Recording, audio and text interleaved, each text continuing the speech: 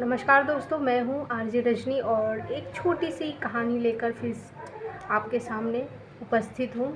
जो कहानी एक सेठ जी की है और एक विश्वास पात्र नौकर की है। तो चलिए कहानी शुरू करते हैं। बहुत ही विश्वास पात्र नौकर था। एक दिन वह सेठ जी के पास आता है और कहता है कि सेठ जी, बहुत दिनों से मेरे मन में एक इच्छा है, अगर आप कहो तो मैं बताऊं। तो सेठ जी ने कहा कि ठीक है, बताओ क्या इच्छा है। तो उसने कहा कि सेठ जी, मुझे ना बहुत टाइम से जो है तो उसने अपनी इच्छा जाहिर करते हुए बताया कि सेठ जी, मुझे बहुत दिनों से जो है जगन्नाथपुरी के मंदिर जाकर श्री जगन्नाथ जी के दर्शन करने का मन है। तो अगर आप छुट्टी दें, आप आज्ञा दें, तो फिर मैं पुरी जाकर और उनके दर्शन करके आऊँ।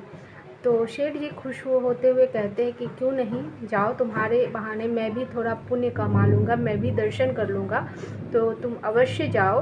और ये कहते हुए 100 रुपया का नोट जो निकाल के उनको उसको थमाते हुए कहते हैं कि मेरी तरफ से यह भेंट मंदिर में चढ़ा देना।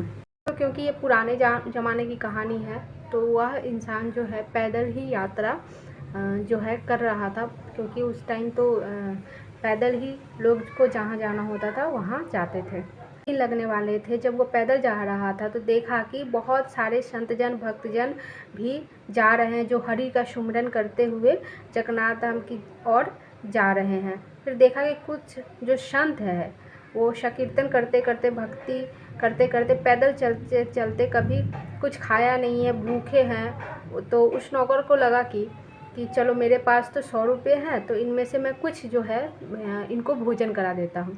यह सोचकर जो है उसने 98 रुपया का जो है उन लोगों का भोजन कराने में खर्च कर दिया। उसके बाद सिर्फ 2 रुपया बचे उसके पास। ठीक है, वो 2 रुपया ले जाकर जगन्नाथपुरी पहुंचा और वहाँ पर जाकर जो है उनके चरणों में प्रणाम किया, जगन्नाथ जी के चरणों में दर्शन किए और बोले कि हे भगवान, मेरी ओर से ही और सेठ जी की ओर से दोनों का जो है प्रणाम स्वीकार करें। उसके बाद जो है वो नौकर मंदिर पहुंचता है, जगन्नाथपुरी जाकर भगवान के दर्शन करता है, हाथ जोड़कर कहता है कि हे जगन्नाथ जी, ये जो 2 रुपये हैं मेरे तरफ से नहीं है, ये मेरे सेठ जी की तरफ से हैं, और मेरा और मेरे सेठ जी का प्रणाम आप के चरणों में स्वीकार करो, हमें आशीर्वाद दो। यह कहते हुए वो जो है वापस लौट आता है। वापस लौटने के लिए निकल पड़ता है। वापस लौटते हुए मन में विचार करते रहता है कि सेठ जी अगर पूछे कि सारे पैसे चढ़ा दिए, तो मैं झूठ तो नहीं बोल सकता, तो मैं बोलूँगा कि हाँ सेठ जी, सारे चढ़ा दिए, 2 रुपये चढ़ा दिए, और बाद बाकी जो है संतों को खिलाने पिलाने में जो है खर्च कर दिए। यह सोचते हुए वो पैदल फिर से यात्रा करते हुए जो है निकल पड़ता है अपने घर की ओर। तो यहाँ पे इधर सेठ जी को जिस दिन वो आने वाला रहता है, उसी दिन सेठ जी को रात्रि में स्वप्न आता है, और वहाँ पे स्वप्न में जो है श्री जगन्नाथ जी के उसको दर्शन होते हैं, और जगन्नाथ जी कहते हैं कि सेठ, मैंने तुम्हारा जो है 98 रुपया का प्रसाद स्वीकार है।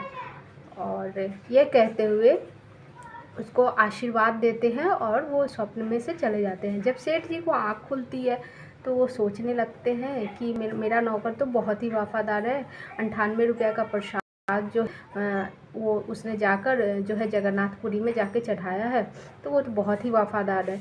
ये सोचते हुए सेठ जी फिर सोचते हैं कि अरे, लेकिन उसने 2 रुपये का क्या किया, मतलब 2 रुपया जो था उसने किस चीज़ में खर्च कर दिया। वो थोड़ी उलझन में रहते हैं।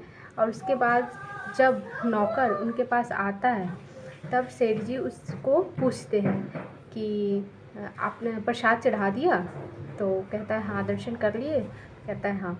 तो सेठ जी फिर पूछते हैं कि अच्छा ये बताओ कि श्री जगन्नाथ जी आए थे मेरे स्वप्न में, और उन्होंने कहा कि 98 रुपये का प्रसाद उन्होंने स्वीकार कर लिया। वो जो है वो नौकर उनका कहता है कि मालिक, मैंने तो जो है सिर्फ 2 रुपये का प्रसाद जो है चढ़ाया है उन्हें, मैंने तो 2 रुपये का प्रसाद चढ़ाया है, और जो 98 रुपया थे वो संतों की सेवा में उनके खाने पीने में मैंने खर्च कर दिए थे। तो ये सुनकर जो है सेठ जी कहते हैं कि जो तुमने 98 रुपया खर्च किया, वही जो है भगवान ने ग्रहण किया, और वो जो 2 रुपये तुमने खर्च किए वो उन्होंने ग्रहण नहीं किया।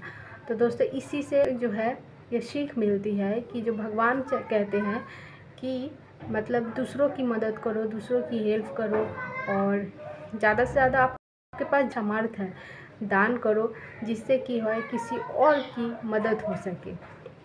अगर आप मंदिर में प्रसाद चढ़ाते हो तो उसका एक हिस्सा वहाँ पे जो बैठे हुए लोग रहते हो उन्हें भी दिया करो, कम से कम एक हिस्सा उन्हें भी दे दिया करो। देखिएगा जो है आपको उस से जल्दी जो है भगवान प्रसन्न होंगे। तो दोस्तों ये थी आज की कहानी। आई होप कि आपको कहानी अच्छी लगी होगी। अगर कहानी अच्छी लगी है तो वीडियो को एक लाइक करिएगा, चैनल पर नए हैं तो चैनल को सब्सक्राइब कर लीजिएगा, कमेंट में ज़रूर लिख के बताइएगा कि ये कहानी से आपको क्या सीख मिली और आपको इससे क्या प्रेरणा मिली। तो मिलती हूँ नेक्स्ट वीडियो में। नमस्कार।